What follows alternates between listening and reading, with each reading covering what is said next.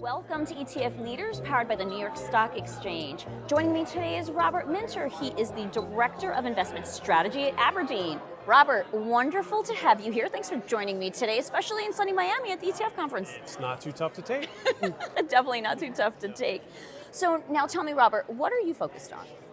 Well, what we heard from our clients is they're looking for a way to have exposure to the energy transition that's coming, but not only to get the theme correct, but also to get the implementation correct. So there's a number of mistakes that have been made where people may be buying companies that are public that really should be private companies that have more discipline in how they're spending money while they ramp up. And so you can get the theme right, but you miss on the implementation and you don't get the returns that you're quite expecting. So one of the ways that we're able to do this is if you think about the different electric vehicle companies around the world, there's a number one selling EV in China, there's a number one selling in Europe, in the United States.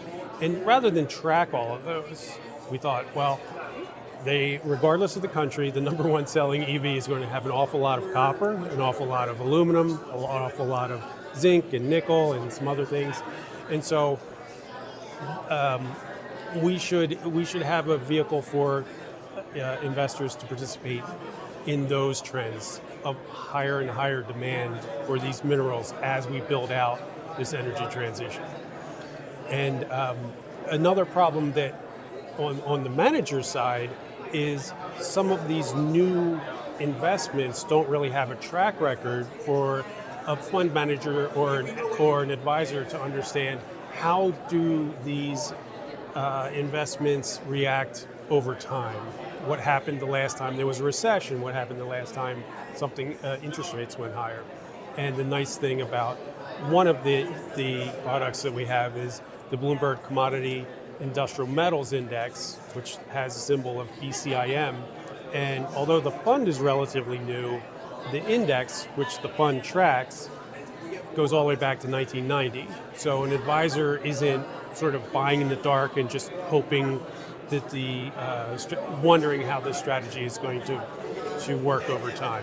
And they can go back and see how did it exactly perform. Okay, so tell me, where can viewers go or your investors go to learn more about your company and your views? They can go to our website at abrdn.com, and we spelled it uniquely, Yes. abrdn.com. All right, well, Robert, thank you so much for joining me. Pleasure to have you here today. And that's ETF Leaders, powered by the New York Stock Exchange.